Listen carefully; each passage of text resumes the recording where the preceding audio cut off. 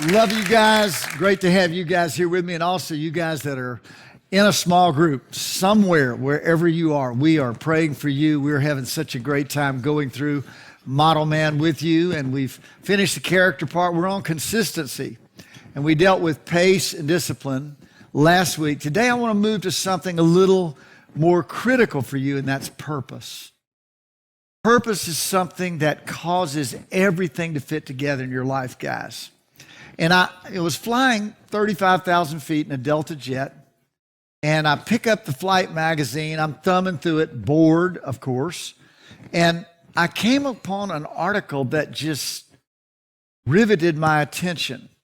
It was about how business schools are now teaching about character and purpose and integrity and all of those things. In fact, one such school is Harvard Business School. I'm sure you've heard of Harvard Business School.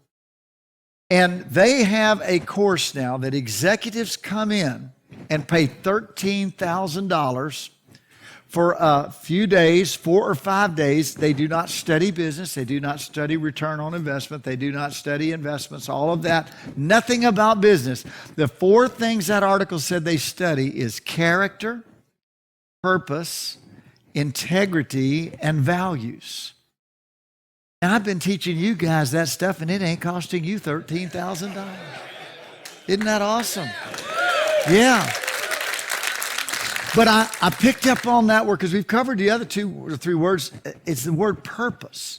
And here is the illustration they gave. If you were dying and you're laying on your deathbed and your granddaughter is sitting on the bed beside you there, and you're talking about her, about what is important in life, what would you say?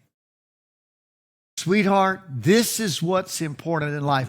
And in the Harvard Business course, they give everybody a whole night to think about that question. They come back as a small group the next day and they tell, this is what I would tell my granddaughter on my death day. See, now that is important. Because you always go to the end of life and work your way back. Now that my dad is 95, lives with me, I've seen the end of life, and I'm 61, just made 61, so I see these next 35 years, and I'm seeing the importance of purpose. You cannot live a random life. Now, purpose is about priorities. It's about finding your mission and remaining focused on it. And a lot of guys don't talk about this kind of stuff. They say, well, I live day to day. I paid my house payment. I mean, what else can I ask for? But it's not about that. It's not about what you're doing. It's about why are you doing it. It's not about climbing the ladder. It's about which house is the ladder leaned against. Now, here's an illustration I want to give you about purpose. I call it the 2 trees illustration that the Lord just spoke to me once about the difference in influence building and pleasing God. Now, I'm going to show you this first tree. Here's a tree that I call the tree of influence building. If you're a businessman, if you're a worker, a construction worker, if you're a professor, whoever you are, there is a culture of influence building built in to your particular walk of life. You know, even at the plant or wherever you are, you know, there's the top guy there. And you want to be the top guy. And you know how to get to be the top guy by talking to the top guys who know the top guy. And you start climbing the tree of influence building. You ever been in a room talking to somebody and they looked over your shoulder the whole time trying to see who was more influential than you that was entering the room? Make you mad, doesn't it? That guy is in this tree, and he's climbing. You know, now you can even buy Twitter followers. Buy Twitter followers. Are you kidding? I could care less. But guys want to appear to be more influential than they really are. It's all about building influence, building influence. Be at that conference, be at that meeting, be a speaker here, be the person that everyone wants to know. And that tree has very small, thin branches at the top. Because when you get to the very top of that tree, that's where guys fall. The root of that tree is one word, ambition. And that ambition says, I'm going to climb that tree and I'm going to pull everybody down that's on a branch ahead of me, and I'm getting to the top of that tree, and you just watch me and watch me step on your head as I pass you up. You look at my taillights as I go around you. And that ambition in a family, in a business, in a ministry, in a company. Everybody's got ambition in trying to build influence. I'm telling you, a waste of your life. Here's the other tree. The tree of pleasing God. I'm setting you free right now. Because if you spend a life trying to build influence and they hand you a watch at the end of your life, you've done something, destroyed your health or destroyed your marriage or destroyed your family trying to climb that influence tree, it's a wasted life. But if you climb only the tree of pleasing God, Jesus said, I only do the things that my Father says to do and please Him. Paul said we make it our ambition, 2 Corinthians chapter 5, whether in the body or absent, to be pleasing to the Lord. Guys, when I realize I wake up every morning and say, God, I'm your servant, and I live a life of serving others, what would please you today? It doesn't matter to me if it's emptying garbage for some homeless shelter or whatever. I'm not in an influence tree. I'm not trying to build anything or impress anyone. I'm living a life of serving others and serving God. Everything changes about purpose. Now, I'm going to give you 3 words that will help you to stay right on track with your purpose. Here's the first one, is the word mandate. You can write that down. You need a sense of mandate. Now, conviction is something you do that you would die to defend. A mandate is something that you do that you would die to achieve. Winston Churchill said his mandate was to save Western civilization. Hitler's army was on the move in Europe, bombing London every night, and he was underground in his bunker, sometimes up till 4 a.m., dictating letters. And he said, if we lose this war, there'll be 1,000 years where Western civilization does not exist. See, I'm talking now about something that gets you up in the morning and it springs you out of bed and it's got a fire in your belly. It's something not just to defend, but something to accomplish for God. It's not building influence, but it's saying, God, I want to please you. And God, whatever is on your heart, whatever is on your mind for this planet today, that's what I want to do. Big difference. Many of you have heard my illustration about how many lost people there are in the world. You say, well, I don't have a mandate on my life, man. Really? 7 billion people live on this planet, and only 2 billion are even remotely Christian. I mean, that counts front slid, back slid, everybody. So 5 billion people are not saved. That's a mandate on my life. That would circle the world 37 times at the equator in a single file line. 5 billion people. Well, I wake up every morning and I say, Lord, what can I do to win those 5 billion people this morning? What would please you? And He gives me ideas. He's helped us to plant these 20,000 churches in the Surge Project. And I'm believing Him for 30,000 more churches. Yes. I had a friend, Lester Sumrall, who was such a great man of God. And I remember him weeping here at a restaurant in Baton Rouge. He was about 80 years old. I said, Dr. Sumrall, what's wrong? He said, I've had a vision of Christians that have no clothing, no food around the world. He said, I've got to buy a ship and transport food to them. I've got to buy a C-130 airplane and quick response food into areas where Christians are suffering. He's 80. That man bought the ship. He bought the C-130. He bought 6 television stations. He crossed the Atlantic 3 times in 1 month in economy class when he was 83 years old. He wasn't trying to lower his golf handicap. And I love golf and I love getting better. But that's not a purpose in life. Shooting another deer, getting another engine in your truck. You know, what is the real purpose of life? You got to begin to change the mandate. A friend of mine woke up one night with his house on fire.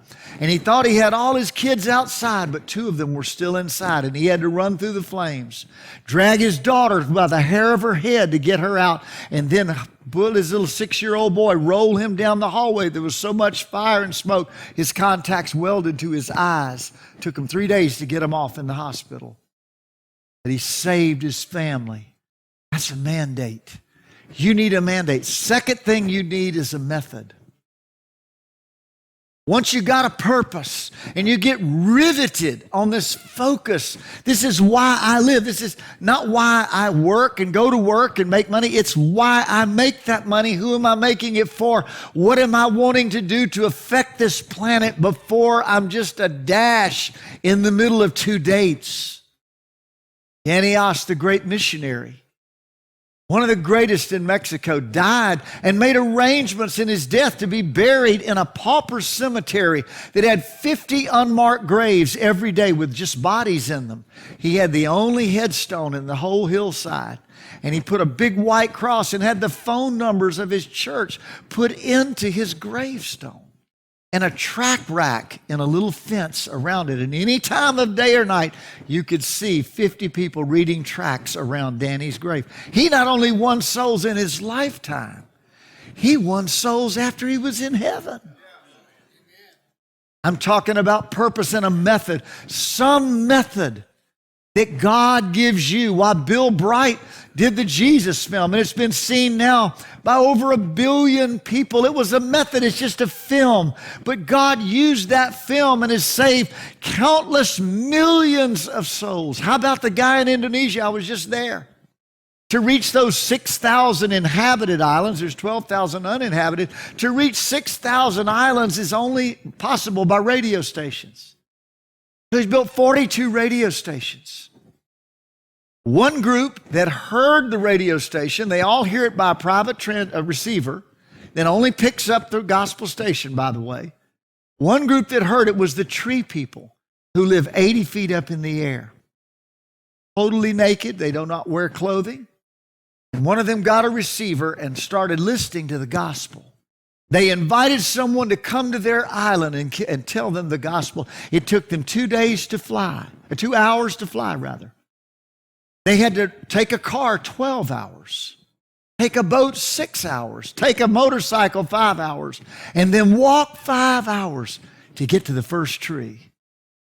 Now, that tribe has been saved. 11 churches have been planted in the tree people.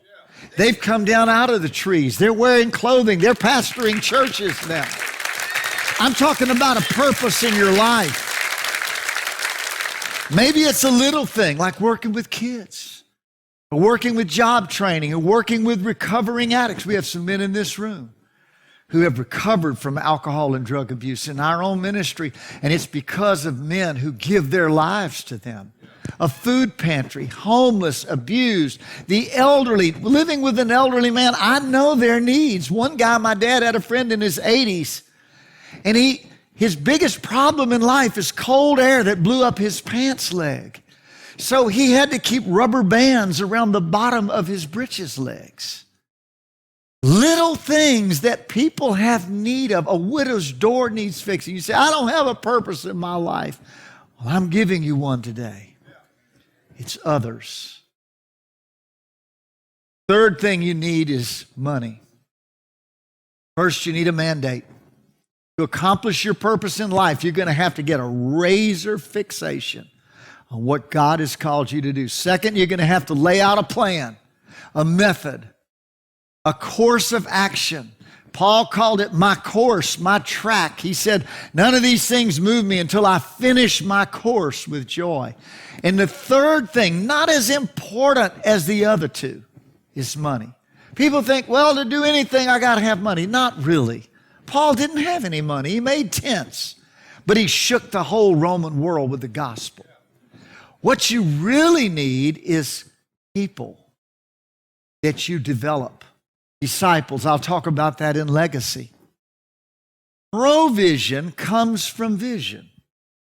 When you have a vision, then the money begins to come to accomplish the vision. When Jesus was going to feed the 5,000, he said, "What do you have?"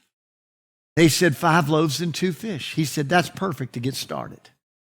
And he fed all the men, and 12 baskets left over. You see, vision attracts resources to you to fulfill your vision.